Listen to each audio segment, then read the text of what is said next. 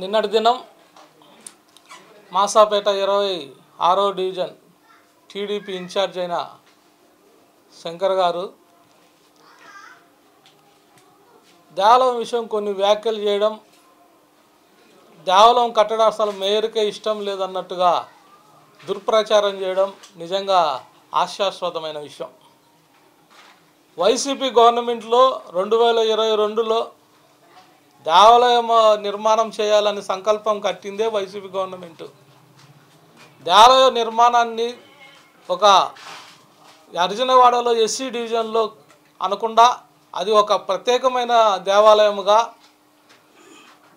అన్ని ఒక వర్గాల వారు అక్కడికి వచ్చి దర్శించే విధంగా దాన్ని నిర్మాణం చేయాలని ఒక సంకల్పంతో వైసీపీ ముందడుగు వేసిందనేది శంకర్ గారు గుర్తుంచుకోవాలి.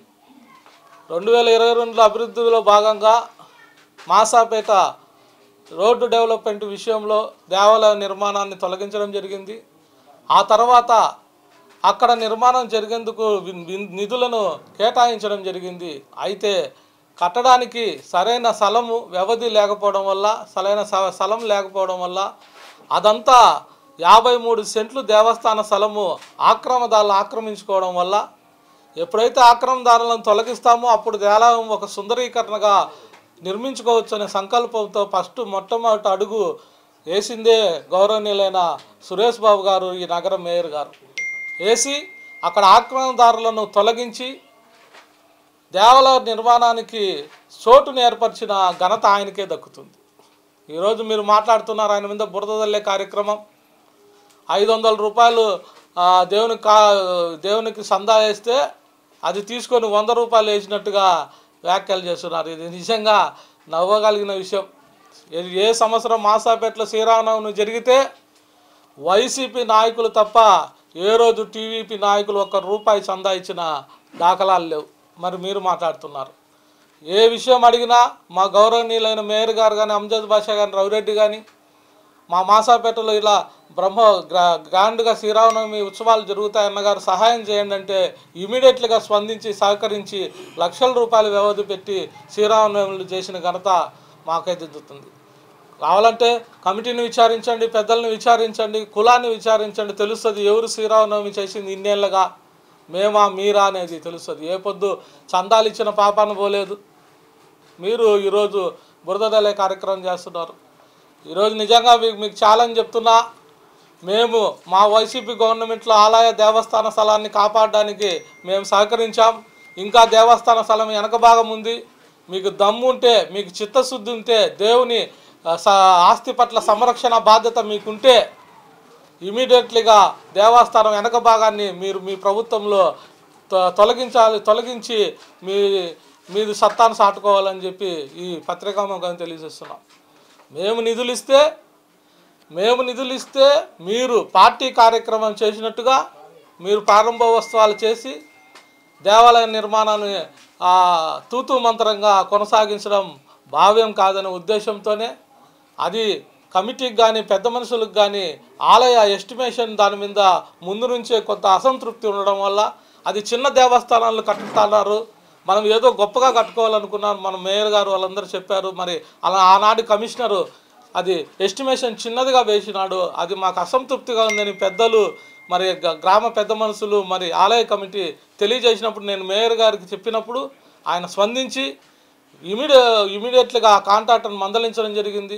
అతనికి బిల్లులు శాంక్షన్ చేయొద్దు, తూటాతూటి నాకు మేయర్కి తెలియకుండా, ఒక కార్పొరేటర్కి తెలియకుండా ఏ విధంగా అతను ప్రారంభోత్సవం చేస్తాడు, చౌకగారు పనులు చాలని ఏదో గోపురాలు కట్టేసేదానికి ఏ విధంగా అతని పనులు ముందు కొనసాగిస్తాడని చెప్పి అతను మందలించడం, డీఈలను ఏలను మందలించడం జరిగిందే తప్ప దేవాలయం కట్టకూడదని ఏమాత్రము కడప మేయర్ గారు అనలేదు.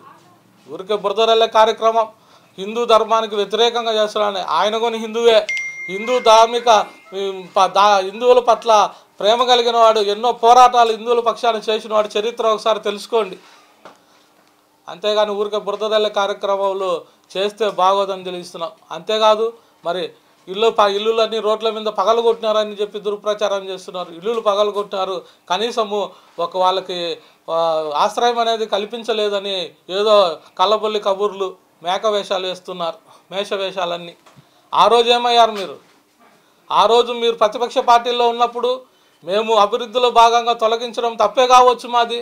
మేము మేలు చేయాలనే ఉద్దేశంలో ఒక మాసాపేట మురికివాడగా ఉండకూడదు. ఈరోజు మాసాపేటకు వస్తే ఇది మాసాపేట అనే విధంగా రూపుదాల్చిన ఘనత మాకుంది. అయితే మేము చేసింది ఆ రోజు పొరపాటు అయ్యుండొచ్చు అని మీ ఉద్దేశంలో అది పొరపాటుగా ఉండొచ్చేమో. ఆ రోజు మీరు ఎందుకు అడ్డుకోలేకపోయారు ప్రతిపక్ష నేతగా? శంకర్ గారికి చెప్తున్నా, ఆ రోజు మీరు ప్రతిపక్ష నేతగా ఎందుకు మరి కార్మికుల ఇల్లులు కొడతా అంటే మీరు ఎందుకు బయటికి రాలేదు? ఎందుకు అడ్డుకోలేకపోయారు? ఆ రోజు ముసుగుదాన్ని పడుకున్నారా? ఈరోజు వచ్చి కళ్ళబొల్లి కబులు కార్మికుల పైన ఏదో ప్రేమ ఉన్నట్లుగా ఆ ఇల్లులు పగలగొట్టిన వారు ఏదో మమకారం ఉన్నట్టుగా వ్యవహరిస్తూ మాట్లాడము హాస్యాస్పదంగా ఉంది. ఆ రోజు నువ్వు కార్మిక నేతగా గతంలో నువ్వు పనిచేశావు. ఈరోజు టీడీపీ ప్రతిపక్ష నాయకుడిగా ఉన్నావు. మరి వచ్చి మరి ఆ కార్మికులు ఇల్లులు పగలగొట్టేప్పుడు ఎందుకు అడ్డుకోలేకపోయావు? నీ ఇల్లు పగలగొడితే మాత్రం మొత్తం టీడీపీ నాయకుల కూటమిని అంతా ఆడికి చేర్చావు. నీ ఇల్లు మాత్రం నిలబెట్టుకున్నావు. మళ్ళీ ఒక పుకారు లేచింది మాసాపేటలో, అతని ఇల్లు కర్ణాటక సీఎం గారి చేత ఫోన్ చేయించుకొని నిలబెట్టుకున్నాడని. అది ఎంత వాస్తవం మాకైతే తెలుసు. అంత పరపతి, అంత రాజకీయ శక్తి ఉన్న నువ్వు మరి కార్మికులు ఇల్లులు ఎందుకు నిలబెట్టలేకపోయావు? గతంలో అయితే మా మామగారు అయ్యన్న గారు ఎన్నో పోరాటాలు చేశారు కార్మికుల కొరకు. ఇదే స్టేడియం గోడమిడి ఇవన్నీ పగలగొట్టాలని చెప్పేసి మా కార్పొరేషన్ సిబ్బంది ఆనాటి ప్రభుత్వము ఆదేశాలు జారీ చేస్తే డోజర్కి అడ్డంగా పడుకొని ఈ ఇళ్లను కాపాడిన ఘనత మా మామగారు అయిన పక్క అయ్యన్న గారు చెల్లుతుంది.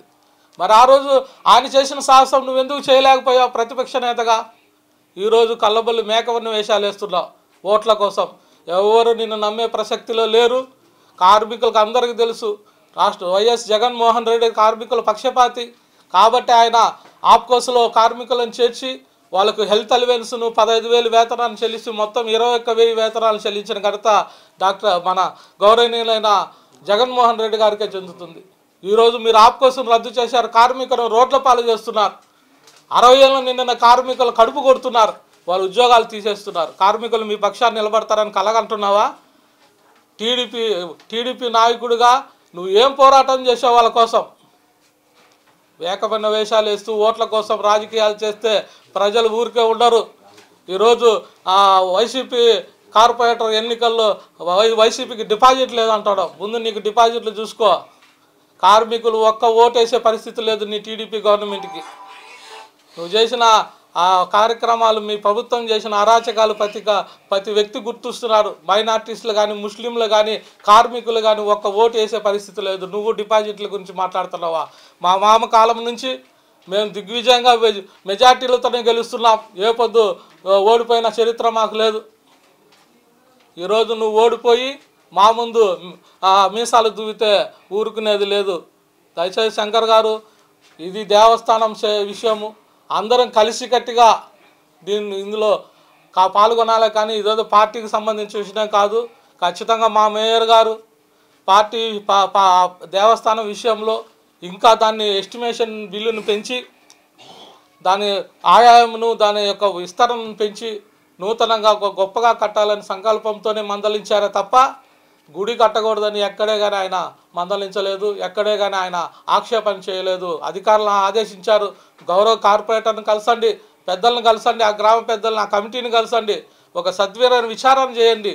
అది వాళ్ళకు అనుగుణంగా కట్టించాలని మనం మాట ఇచ్చాం కాబట్టి వాళ్ళకు అనుగుణంగా వాళ్ళకి ఏదైతే ఇష్టం ఉందో ఆ విధంగా దేవాలయ నిర్మాణాన్ని కొనసాగించాలని ఆయన ఆగ్రహం వ్యక్తం చేసి మాకు వైసీపీకి ఆడ పేరు వస్తుందని అప్పటికప్పుడు టెంకాయలు కొట్టి మీరు ఓపెనింగ్లు చేసేసి తూతూ మంతరంగా పనులు చేసి వెళ్ళిపోయేదానికి సంసిద్ధమైన కాంట్రాక్టర్ని మందలించడం తప్ప దేవస్థానం చరిత్ర తరతరాలు చెప్పుకునేది కాబట్టి ఆయన ఆ పనులు ఆపి దాన్ని విస్తీర్ణత పెంచి గొప్పగా కట్టాలని సంకల్పంతో మందలించాడే కానీ దేవాలయం కట్టవద్దని మా మేయర్ గారు ఎన్నడూ చెప్పలేదు.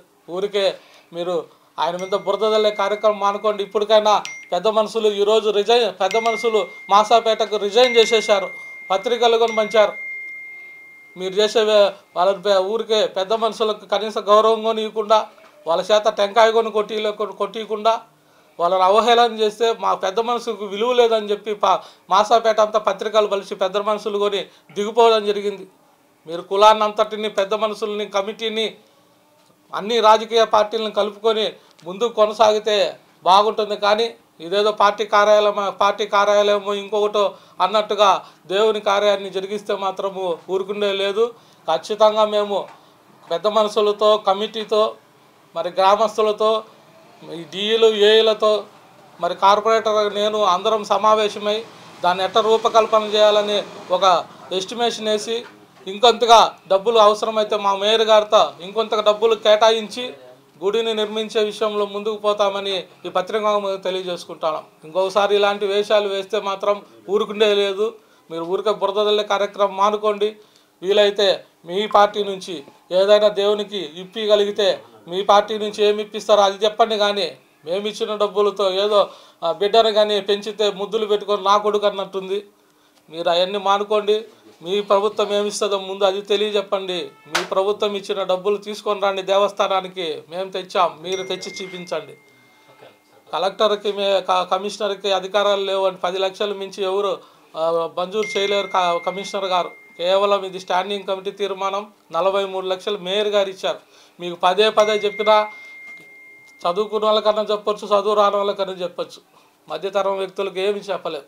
అటైతే సమాజం అంతా కులం అంతా మాసాపేట ప్రజలంతా ఈ విషయాలు అర్థం చేసుకుంటున్నారు. ఎవరికి వారు ఏం చేయాలనేది వారి మనసుల్లో ఉంది, మీరు చెప్తే కాదు.